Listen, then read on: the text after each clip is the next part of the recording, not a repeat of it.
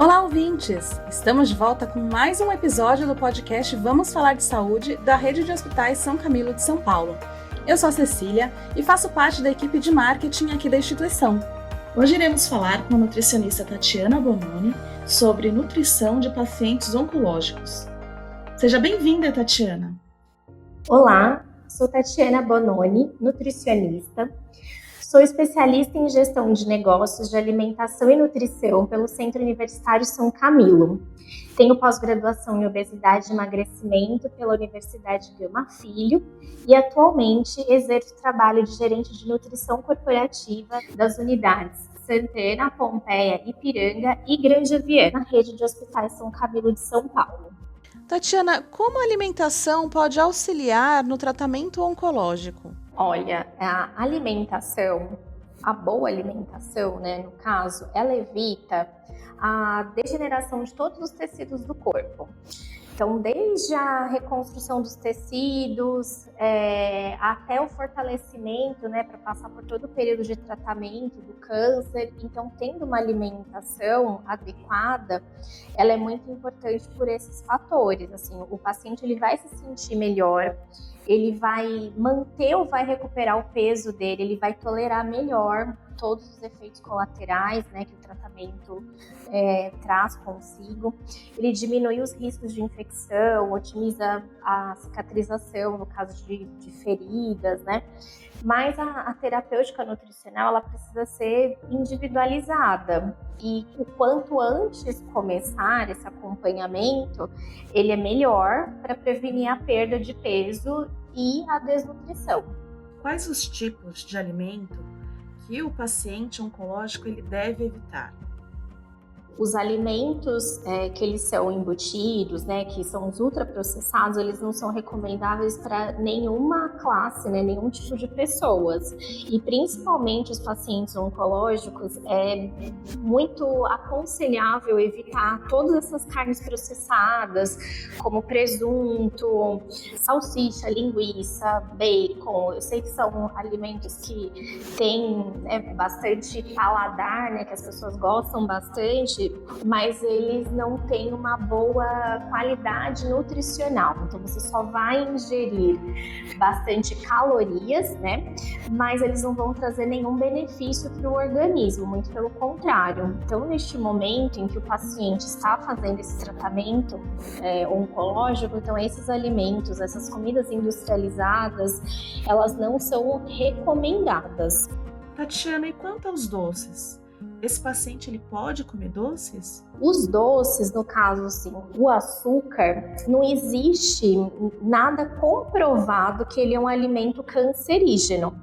A gente tem que comer com moderação, como tudo. Então, doces, açúcar também entram nessa questão do alimento com moderação.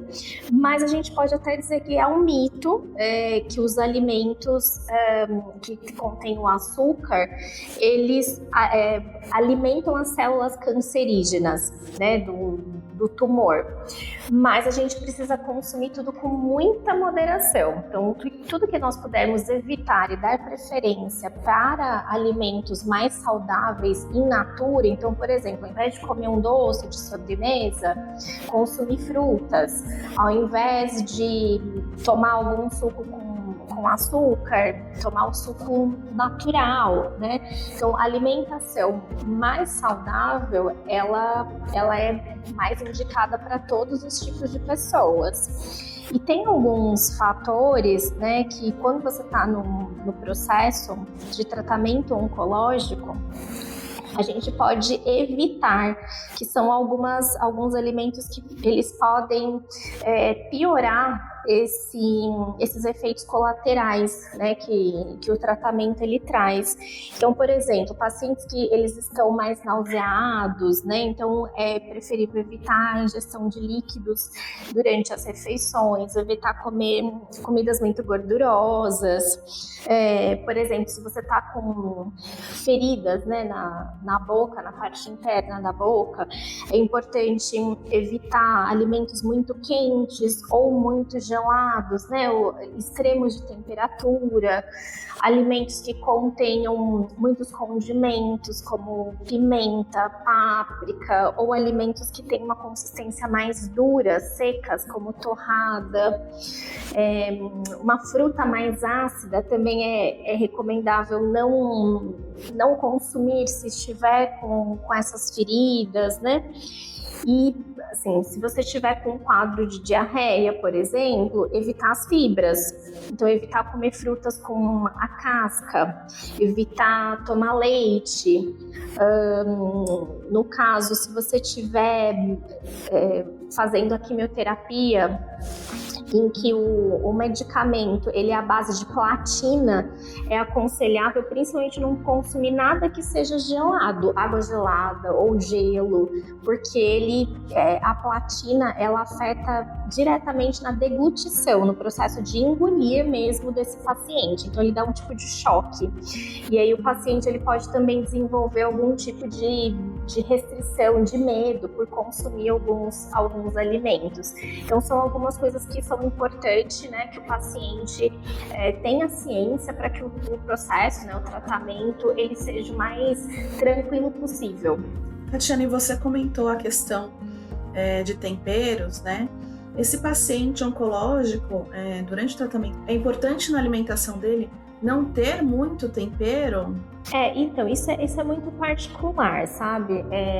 Quando o paciente, ele tá mesmo, assim, num período mais assim, no meio, né, do tratamento, começam a vir algumas consequências, né, mais desagradáveis do tratamento, falta de apetite, né, você não quer comer. Então, se o paciente ele tem o desejo de, né, consumir alguns desses alimentos, então é preferível até que o paciente consuma, mas com moderação também, mas para que ele, pelo menos, ele faça a ingestão de uma refeição, de um alimento, para não evitar problemas posteriores, né? Até problemas do próprio tratamento mesmo, de não adesão ao tratamento, né? Você ficar enfraquecido. Mas o ideal é não consumir alimentos muito gordurosos, né? Porque você vai propiciar, você vai desencadear outros problemas, né? Outras questões de saúde que andam lado a lado com esse tratamento mais agressivo. No caso dos temperos, assim, é bom você consumir temperos, né, temperos naturais. Só que dependendo de como que você está, no caso eu citei alguns condimentos que são mais picantes, porque você pode estar com a mucosa interna, né, da boca machucada. E se você consome esses alimentos mais picantes, você vai sentir dor ao consumir, né, ao fazer ingestão. Então você também pode acabar deixando de consumir por conta dessa dor que você vai sentir. Então, na verdade, o paciente ele vai entendendo o que ele pode, o que ele não pode, o que faz bem, o que não faz. É um processo, né? Uma adaptação a essa nova forma de viver, vamos dizer assim, né? Durante o tratamento. A equipe multiprofissional tem que estar lado a lado com esse paciente, acompanhando, tirando todas as dúvidas, orientando, porque surgem muitas dúvidas, né? É natural. Então tem que ter uma rede, né, de apoios profissionais para que torne esse momento o mais tranquilo possível. Então indo com um profissional adequado, falando com o médico, com o nutricionista, né, no caso da alimentação, esse profissional ele é capacitado para ele desvendar qualquer tipo de mito, não verdades, né, e orientar da forma correta. Então é importante, sim, que qualquer dúvida, que faça esse acompanhamento para que o tratamento ele transcorra da melhor maneira possível. Tatiana, existem alimentos que aumentam a imunidade do paciente oncológico? A alimentação, por si só, né, nós temos que fazer a ingestão de grupos variados de alimentos, né? Cada um deles complementa o outro, sozinho nenhum faz sentido. Então você tem que consumir grupos diferentes, né, de alimentos em todas as refeições para que a sua dieta ela seja bem equilibrada. Mas existem sim aqueles que são específicos para reforçar, né, o sistema imunológico.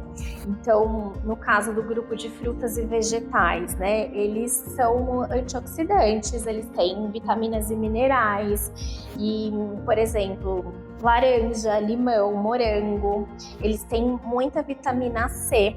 Então, o consumo deles potencializa outras vitaminas, outros minerais. No caso, chá verde, por exemplo, o chá verde ele tem uma substância chamada catequina, que ela é antioxidante e é ótima para aumentar a imunidade. Um temperinho, né? Falando de temperos também, a cúrcuma, ela tem ações anti-inflamatórias e antioxidantes que são excelentes, que é chamada de curcumina. Então, é excelente para aumentar o sistema imune. No caso dos peixes, por exemplo, eles são riquíssimos em ômega 3. Então, consumir sardinha, atum, salmão, o ômega 3 ele ajuda bastante na redução de inflamações do organismo. Agora, outra coisa também que é ótima, que poucas pessoas consomem, que é a beterraba. A beterraba, o consumo dela, ela estimula a produção de novas células sanguíneas e, consequentemente, do sistema imune, né? Então, o consumo da beterraba protege vários órgãos, como os rins, fígados, protege a mucosa do estômago, do intestino. A beterraba, ela é um alimento chave, assim, né? E muitas pessoas não sabem, não utilizam, né? Mas eu quis até trazer porque é um alimento que ele é de fácil acesso, inclusive em questões de custo, né? Não é um alimento tão caro e que ele possui muitos benefícios, né? E você pode consumir de várias formas, né? Você pode cozinhar, você pode fazer um purê, você pode fazer no suco, você pode consumir ralada, né? Crua. Então dá para variar bastante o cardápio. E o inhame é outro alimento muito importante, que ele tem vitamina C, A, tem várias do complexo B, todas elas que auxiliam, né, e contribuem para a eliminação de toxinas do organismo, que é o fortalecimento do sistema imunológico.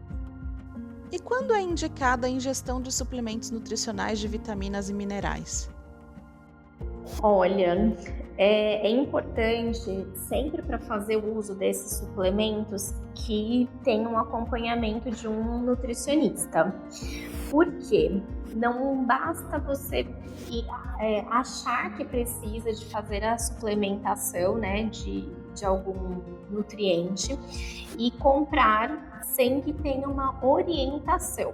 Então, se passar com um nutricionista e, de fato, esse profissional, ele entender que com a alimentação o paciente ele não está atingindo as necessidades diárias que são recomendadas, aí sim ele vai fazer a prescrição do suplemento adequado para aquela necessidade. E de forma que não vai ultrapassar as quantidades necessárias de cada indivíduo.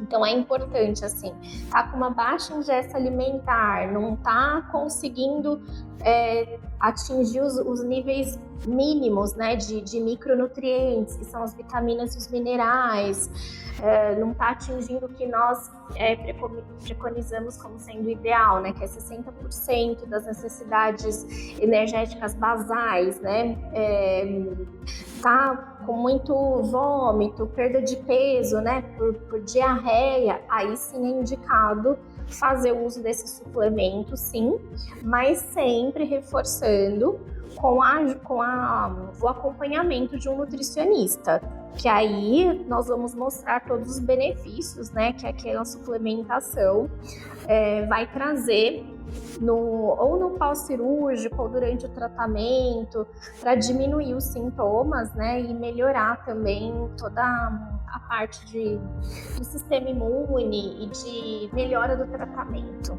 Existem dietas que podem ajudar a melhorar a anemia férrica, a plaquetopenia e a leucopenia durante o tratamento oncológico, como, por exemplo, a quimioterapia? Para quem não sabe, a plaquetopenia ela é um nível baixo de plaquetas, né, que pode ser causado devido a efeitos colaterais de medicações também. E a leucopenia, ela é um efeito colateral que pode ocorrer, né, em pacientes que fazem uso de alguns medicamentos quimioterápicos, imunoterápicos e até alguns bloqueadores hormonais. Então, para você combater a anemia, que é o popularmente dizendo aumentar a hemoglobina, né, do sangue, você tem que consumir alimentos fonte de ferro e de zinco. Aonde eu encontro? Nas carnes vermelhas, no frango, no fígado, em algumas espécies de peixe. Eu sou vegetariano. Encontra ferro também em verduras de folha verde escura, como mostarda, couve, agrião. Tem inclusive uma punk, que é uma planta alimentícia não convencional chamada Ora pronobis. Ela é riquíssima em ferro, ela é super disponível, né? Não é tão popular, né, como o próprio nome diz, apesar de que recentemente nós escutamos um pouco mais sobre essa planta, né, sobre a Ora pronobis, mas inclusive em Minas Gerais ela é conhecida como a carne dos pobres, pelo fato de ter a quantidade de ferro que se equivale à de uma carne. Nas leguminosas também, como grão de bico, milho, ervilha, nos feijões, vocês também conseguem absorver essa quantidade de ferro e zinco que são necessários para combater a anemia. E aí é importante, falando na questão de absorção, não consumir na mesma refeição leite, café, refrigerante, que são alimentos que também concorrem com essa absorção. Mas a gente tem que consumir alimentos fonte de vitamina C, que essas sim, elas auxiliam na absorção do ferro. Então, vitamina C são as frutas cítricas, né, que nós até comentamos já no início. Então, limão, laranja, morango, acerola. Então, é importante fazer essa combinação. Para aumentar as plaquetas, as quantidades de plaquetas, ter uma dieta rica em frutas, em verduras, em legumes, bastante mamão, romã, abóbora, a beterraba, voltamos a falar da beterraba. E é importante que esses alimentos, essas verduras, esses legumes, que eles não sejam muito cozidos, que eles sejam ou consumidos crus ou eles mais al dente, para que possa consumir de fato, né, tudo que eles possam nos oferecer. E o que pode ser feito também é fazer uma combinação desses grupos de alimentos em uma única preparação. Então pode fazer vitaminas, fazer um suco de repente, né, que aí vocês vão consumir vários grupos de alimentos em uma só refeição, uma só preparação, né? E também é importante o consumo do ácido fólico, que esse ácido fólico ele é um nutriente que colabora muito na formação de todas as células de defesa do nosso organismo, que são os leucócitos, né? Então, voltando aí de novo, consumir, abusar aí do consumo dos vegetais verdes escuros. E Tatiana, você pode explicar um pouquinho para quem está ouvindo a gente só essa questão da diferença entre o nutricionista oncológico e o nutricionista convencional? Então, não tem grandes diferenças. Quando o paciente ele passa com o nutricionista, o que a gente vai avaliar? A gente vai fazer uma avaliação nutricional completa. A gente vai pegar aversões, preferências, vai pegar pesos. A única coisa assim, que eu posso então citar que seja de diferente mesmo é fazer um levantamento dos sintomas, né, do tratamento, né, para fazer uma dieta mais personalizada. E o que não pode, assim, de forma alguma, é a gente deixar o paciente ele perder peso. Então, após fazer toda essa análise nutricional, o que precisa tomar conta, que a gente precisa se apegar mesmo, é nesse fator de preservar ou de aumentar, né, dar ganho de peso para esse paciente. A avaliação, quando o paciente ele vai passar conosco, né, como nutricionista, o protocolo ele é basicamente o mesmo. Então a gente vai fazer uma análise nutricional, a gente vai ver hábitos alimentares e aversões, e vamos entender qual que é o objetivo do paciente, por que ele veio procurar o acompanhamento nutricional. E aí, daí que nós seguimos com as nossas tratativas. No caso do paciente oncológico, o que nós precisamos cuidar são desses sintomas, dos efeitos colaterais que o paciente ele tem ao longo do tratamento. E dentre esses sintomas, né, desses efeitos colaterais, existe muita questão de perda de apetite, a paciente muito nauseado, vomitando, com diarreia. Então, depois que a gente identifica, né, quais são os objetivos, né, o que a gente precisa seguir com esse paciente, que nós vamos fazer uma personalização do cardápio, da dieta desse paciente. Mas o que a gente precisa ter muita atenção é de atender todas as necessidades nutricionais daquele paciente, né, durante esse processo terapêutico dele. Atualmente, nós temos os nossos nutricionistas que atendem nas 3 unidades, Santana, Pompeia e Ipiranga. Todos os profissionais são capacitados para fazer esse atendimento dos pacientes oncológicos. Tatiana, é importante o paciente proteger o fígado durante o tratamento oncológico?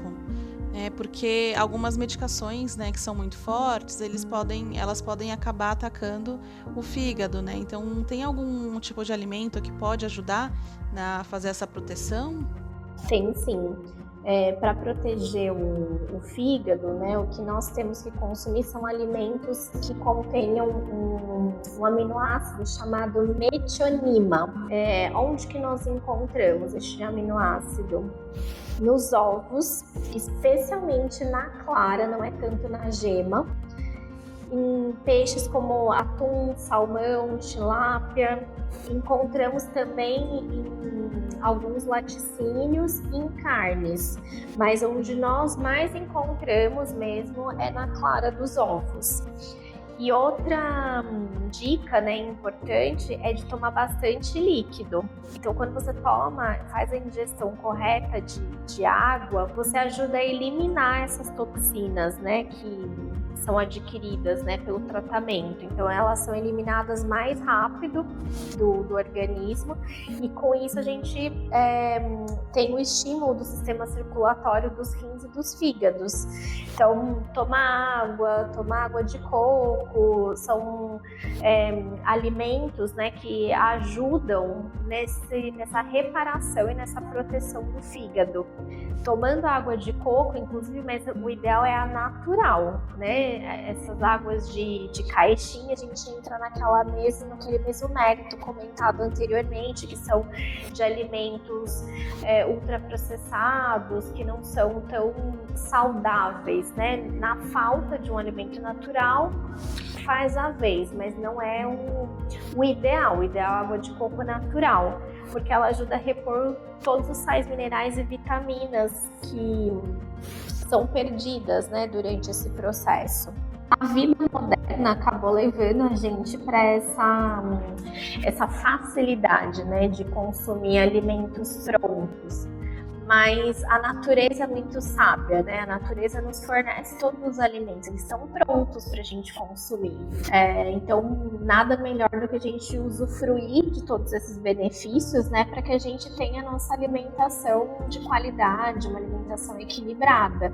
O alimento, eu sempre costumo falar, o alimento ele tanto auxilia quanto ele prejudica. Tá nas nossas mãos, né? Nós temos que ter esse discernimento de escolher o que consumir. Se eu quero algo mais natural e que vai me propiciar todos os minerais, vitaminas, né, que eu possa consumir, ou se eu vou preferir um alimento industrializado que vai saciar a minha fome e a minha vontade de comer aquele alimento. Tatiana, e aqueles pacientes colostomizados? Eles precisam de alguma alimentação diferenciada? Qual seria a mais recomendada para eles?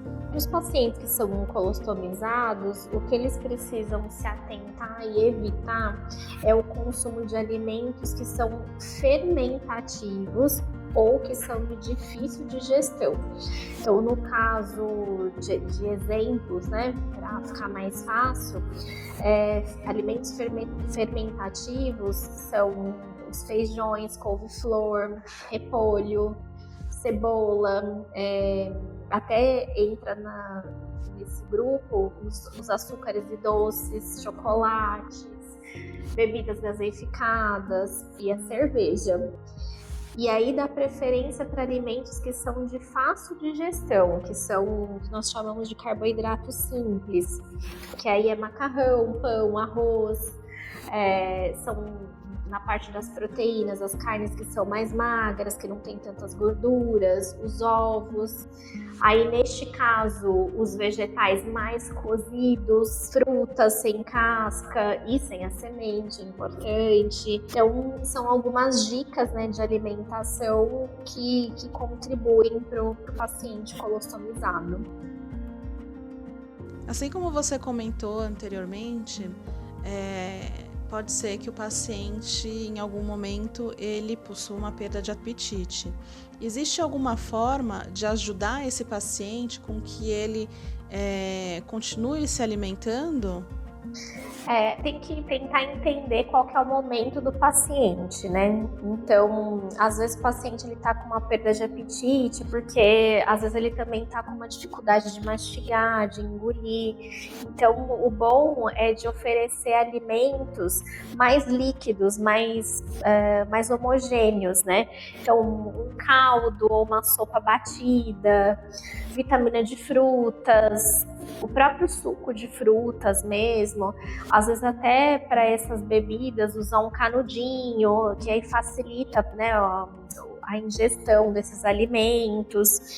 Às vezes, né, dependendo do caso, e também sempre com acompanhamento do nutricionista, até fazer uso desses suplementos proteicos e calóricos nas alimentações por conta dessa perda de apetite, né? Outra coisa, a boca fica com um gosto mesmo de metal pesado, assim, qualquer tipo de alimento, seja doce, salgado, picante, você vai sentir mesmo esse sabor na boca. Aí tem alguns artifícios para você tentar amenizar isso, então isso pode ser um impeditivo de querer comer. Os sintomas, né, os efeitos colaterais, eles são de fato muito ruins, né?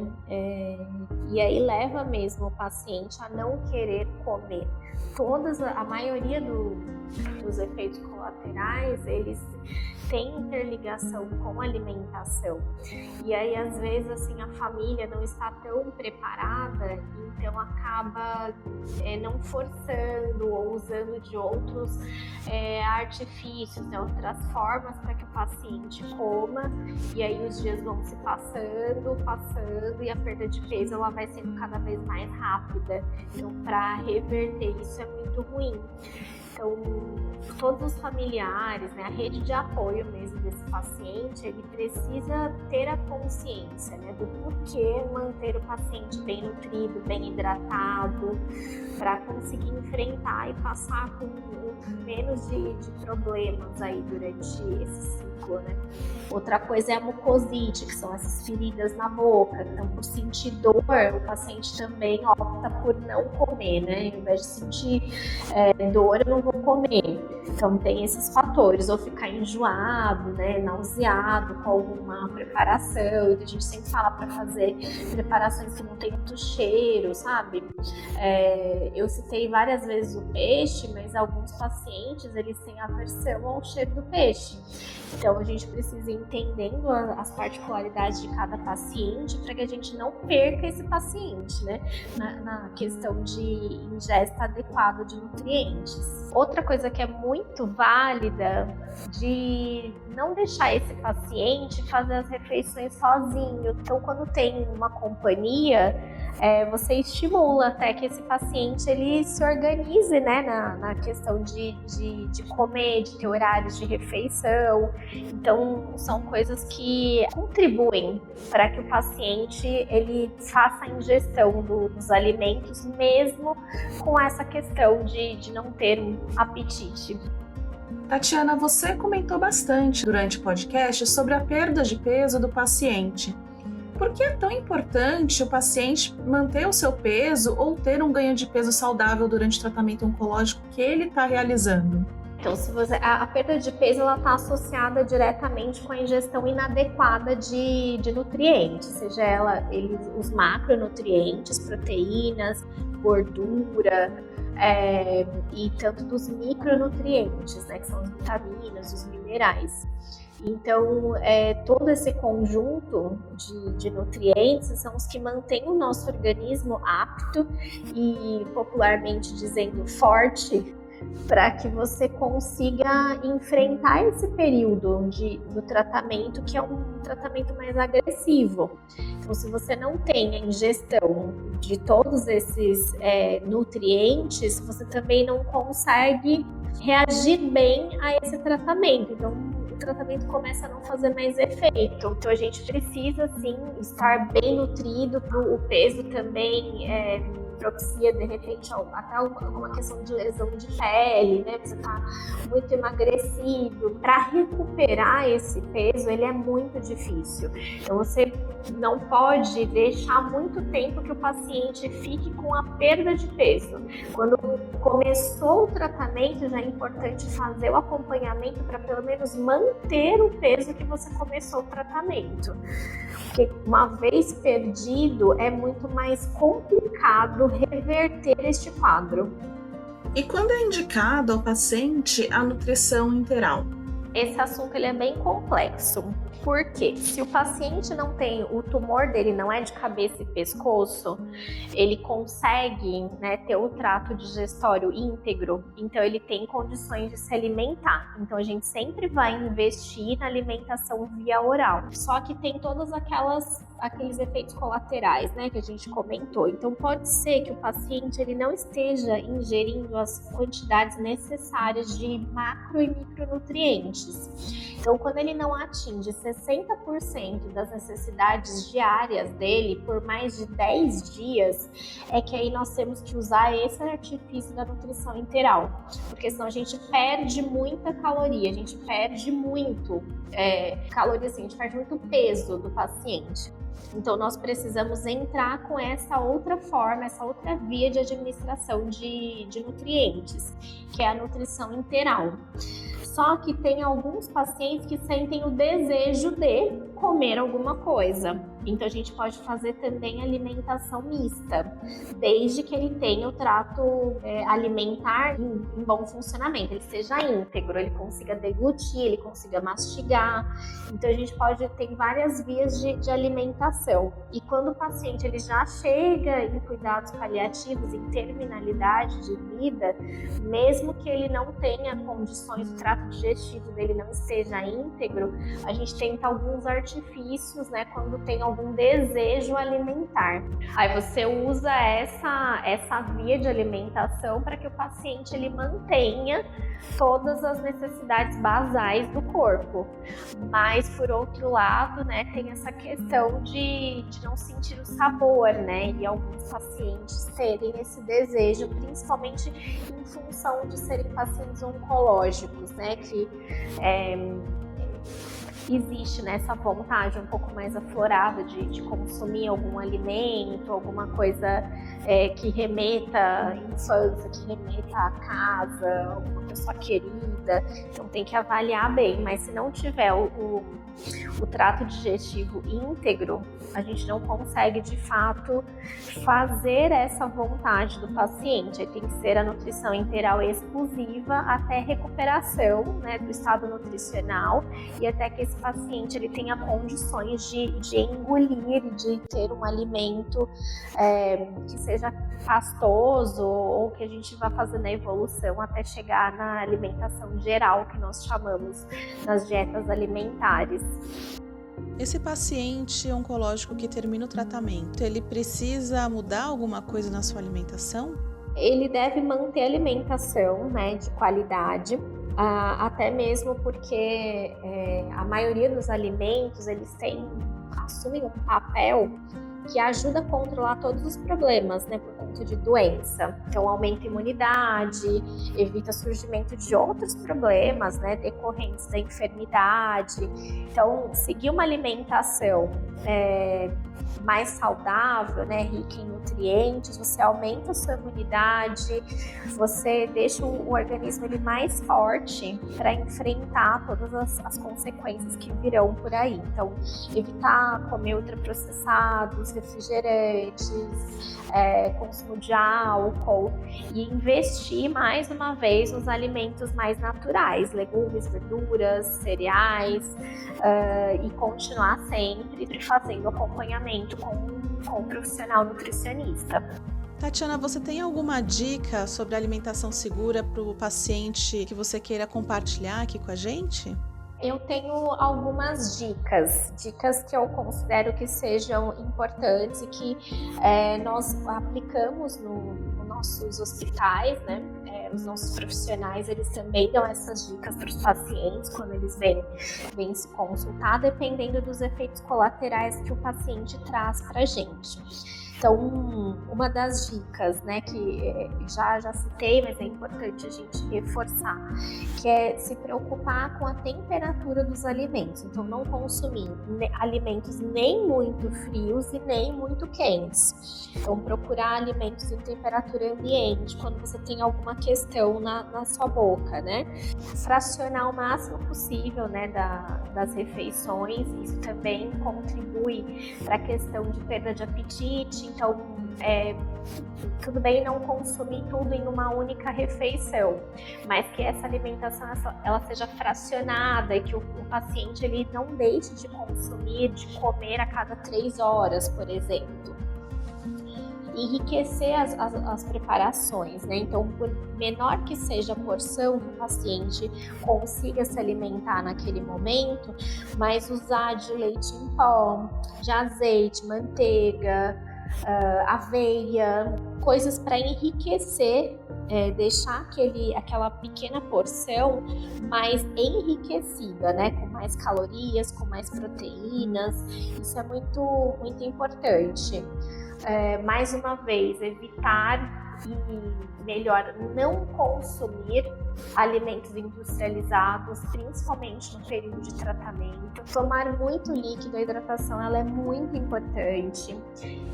Verificar essa questão, né, da deglutição, e se o paciente tiver alguma dificuldade de engolir, usar de alimentos mais macios, líquidos ou mais pastosinhos que facilitam o consumo, né, dos alimentos. Então, o paciente ele não vai ter nenhuma restrição para se alimentar, porque ele vai saber que vai ser uma refeição fácil, né, de ser consumida.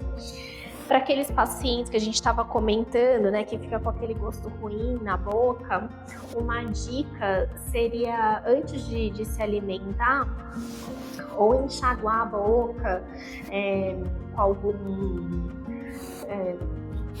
uma água com limão, por exemplo, ou fazer uma higienização, ao invés de usar a pasta de dente, que às vezes ela é também mais irritativa, né? Se tiver algum machucado, alguma lesão na boca, usar o bicarbonato de sódio, que é melhor. Fazer um bochecho com um chá de camomila. Ou antes da refeição, se for mais fácil também, né, pode ser que o bochecho ele seja um pouco mais, não seja propício para alguns locais que o paciente possa estar, mas chupar uma bala, mascar um chiclete antes da refeição, para tentar camuflar um pouquinho esse gosto ruim. E acho que uma última dica que eu posso trazer é no caso de pacientes que se sentem mais nauseados, de utilizar o gengibre. O gengibre ele é muito bom para amenizar esses sintomas, e aí ele pode ser tanto consumido como forma de chá, que aí descasca o gengibre, aferventa ele por 10 minutos, espera ele amornar, né? Lembrando que alimentos quentes não são muito bem-vindos, e pode tomar em forma de chá, ou essa água com gengibre, congelar, fazer cubinhos de gelo, e aí você ir mastigando ele aos poucos, né, para dar uma amenizada aí nesse sintoma, né, de nausear mesmo. Os chás é sempre o natural, mas também é importante sempre comunicar o chá, qual é a erva que você vai estar utilizando, sempre comentar isso com o nutricionista, com o médico, porque dependendo da quimioterapia que você está fazendo, né, se for este tratamento ou da radioterapia que estiver fazendo, tem algumas ervas que podem influenciar no tratamento. Então, às vezes não está dando certo, né, o tratamento não está sendo efetivo, e uma coisa que é simples, né, que é o uso do chá, pode ser o vilão, entre aspas, né, nesse momento. Então é importante sempre avisar qual é o chá que tem preferência, que está utilizando naquele momento, para que o profissional que esteja acompanhando possa orientar se deve continuar ou se deve suspender o uso desse chá. Por isso, assim, que é importante que o paciente, o oncológico, ele esteja em acompanhamento do início ao fim. E mesmo terminando, né, o processo, né, de químio, de rádio, permanecer ainda, claro que com maior espaçamento, né, das consultas, mas não deixar de ter o acompanhamento, porque são essas pequenas dicas, né, que fazem o sucesso, né, que a gente chega no sucesso desse paciente, que ele tenha uma jornada de tratamento e de pós-tratamento mais amena. Tatiana, muito obrigada pela sua participação e por tirar e esclarecer essas dúvidas sobre nutrição e alimentação dos pacientes oncológicos. Olha, eu que agradeço, foi um momento muito prazeroso, sempre muito benéfico, né, compartilhar os conhecimentos. Fico extremamente lisonjeada de ter sido convidada e de compartilhar um pouquinho do que eu sei. Então, quero agradecer à Rede de Hospitais São Camilo por essa oportunidade. E gostaria de aproveitar e nos colocarmos à disposição em todas as unidades, Antena Pompeia e Ipiranga. Nós temos o nosso time de nutricionistas que podem auxiliar nesse momento, dando todo o suporte e acompanhamento. Então, caso seja necessário, nos procure em uma dessas unidades.